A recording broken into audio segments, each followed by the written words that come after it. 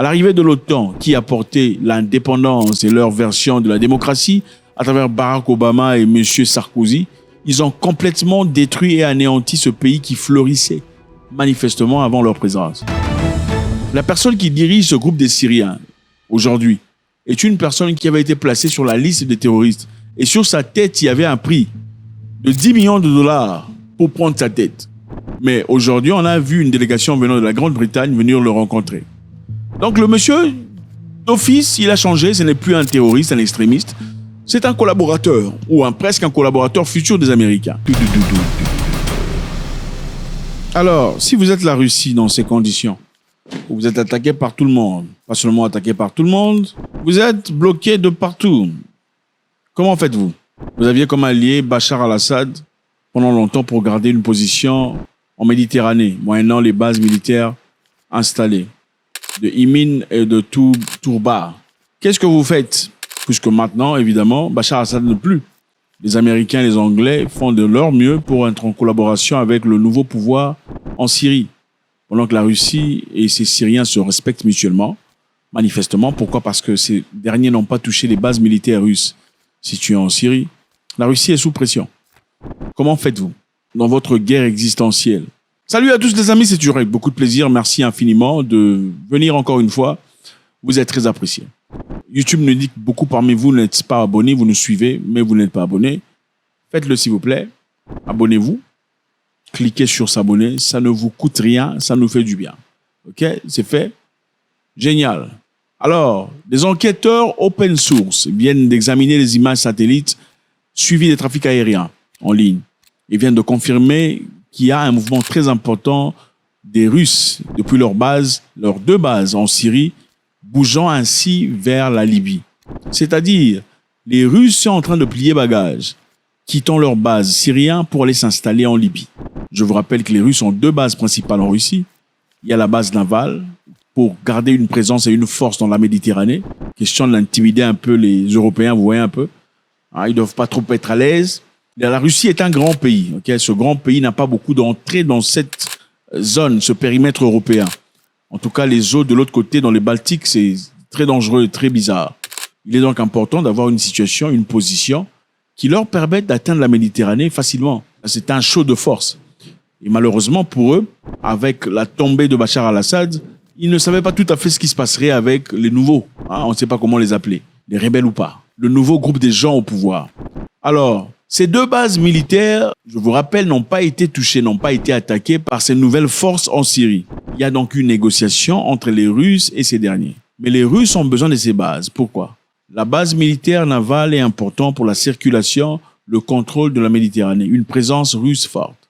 La base militaire Imin, c'est une base pas seulement militaire sur place, terrestre, c'est aussi une base aérienne qui permet aux Russes d'effectuer leurs opérations en Afrique, c'est-à-dire en Libye, au Burkina Faso, au Mali et au reste.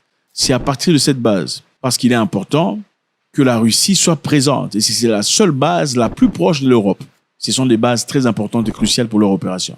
Si ces bases tombent, ça devient beaucoup trop compliqué. Si vous regardez sur la carte, ça deviendra extrêmement compliqué pour la Russie.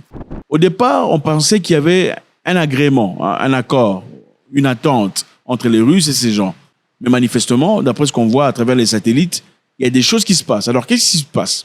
Les enquêteurs open source examinant les images satellites et le suivi du trafic aérien en ligne ont noté des mouvements importants de la Russie dans ses bases syriennes tenues de longue date depuis le renversement du régime de son allié, l'ex-président syrien Bachar al-Assad. Ils ont vu des hélicoptères d'attaque et des systèmes de défense aériens à l'emporter, les S-400 démantelés pour voyager, des gens avec des valises attendant de partir et des gros avions en cours de chargement. Vous savez, ceux qui ont des satellites ont une capacité avancée de voir ce qui se passe chez vous.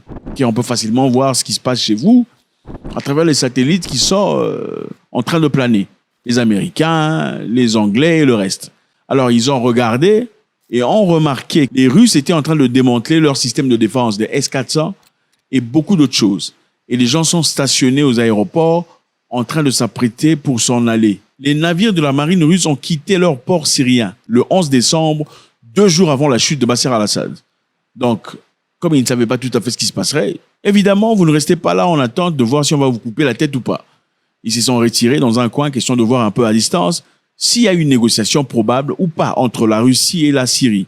Les responsables russes ont par contre nié que leurs troupes quittent la Syrie et ont indiqué qu'ils négocient avec le groupe d'opposition rebelle qui a mené l'offensive et qui a renversé Bachar al-Assad et qui est en train de placer un gouvernement de transition. Bon, rappelons-nous ici, les amis. Vous savez, les Américains disent qu'ils ne négocient jamais avec les terroristes, n'est-ce pas? The United States does not negotiate with terrorists. So here's how we're going to do this. Vous avez certainement déjà entendu parler de ça. La personne qui dirige ce groupe des Syriens, aujourd'hui, est une personne qui avait été placée sur la liste des terroristes. Et sur sa tête, il y avait un prix de 10 millions de dollars pour prendre sa tête. Mais aujourd'hui, on a vu une délégation venant de la Grande-Bretagne venir le rencontrer. Donc le monsieur, d'office, il a changé. Ce n'est plus un terroriste, un extrémiste. C'est un collaborateur, ou presque un collaborateur futur des Américains. Évidemment, puisque les Américains veulent collaborer avec lui, il n'y a plus de bounty sur sa tête, plus de 10 millions de dollars pour sa tête. Tartus est la seule base militaire officielle de la Russie en dehors du territoire de l'ex-Union soviétique. La présence russe y est développée avant l'invasion à grande échelle de l'Ukraine par la Russie en 2022, afin de contrer et dissuader et surveiller toute opération de l'OTAN en Méditerranée. Emin est utilisé comme logistique pour poste de repère pour des activités russes en Afrique. Depuis 2014, la Libye est divisée, et ça c'est vrai, on le sait. C'est divisé en deux, avec des gouvernements totalement opposés situés à l'est et à l'ouest du pays. Une administration soutenue par l'ONU, comme sous le nom du gouvernement de l'unité nationale, ou le JNU, se trouve à l'ouest. Et pendant ce temps, comme on peut vous l'imaginer, son rival est connu sous le nom de Chambre des représentants à la base et à l'est de Tobruk. Ceci est soutenu par l'ancien chef de guerre devenu homme politique de Khalifa Haftar. Les amis, avec M. Kadhafi, la Libye était un pays absolument stable. Un pays qui regorgeait des sources presque intarissables de pétrole, d'or et de beaucoup d'autres choses. Le président Kadhafi a exécuté un programme d'irrigation le plus grand au monde. La Libye est un pays sec. Il n'y avait pas d'eau, ni d'humidité. Mais M. Kadhafi est parti chercher l'eau à l'océan pour l'intégrer à l'intérieur du pays, afin de changer le climat et de donner une opportunité aux Libyens de pouvoir acter dans l'agriculture et dans beaucoup d'autres activités, rendre la vie meilleure et paisible. À l'arrivée de l'OTAN, qui a porté l'indépendance et leur version de la démocratie, à travers Barack Obama et M. Sarkozy, ils ont complètement détruit et anéanti ce pays qui fleurissait manifestement avant leur présence. Aujourd'hui, il y a deux gouvernements, deux représentants, deux forces opposées, totalement opposées en Libye, de gauche et à droite. Certains sont soutenus par les Nations Unies et d'autres sont des rebelles. C'est une débandade totale. Et ce sont des forces qui s'opposent mutuellement depuis cette dernière décennie. Ils se battent chaque jour pour reprendre le pouvoir. Alors, deux puissances étrangères disposant d'importantes forces militaires sont sur terrain. Il y a la Russie et la Turquie. La chute de Bachar al-Assad pourrait affecter cet équilibre fragile. Le conflit gelé en Libye pourrait potentiellement suivre le même chemin que celui de la Syrie et des retombées du même conflit. La présence russe probable en Libye jouera pas seulement un rôle très important pour les Africains parce que c'est beaucoup plus près, mais ça produira un feu énorme en Libye parce que deux forces opposées s'y seront opposées de manière vive. Donc les amis, des rapports satellitaires demandent que les Russes sont en train de plier bagages, en train de quitter la Syrie, là où ils étaient stationnés depuis très longtemps, dans l'objectif d'aller s'installer en Libye. Faites-moi savoir ce que vous en pensez. C'est toujours avec beaucoup de plaisir.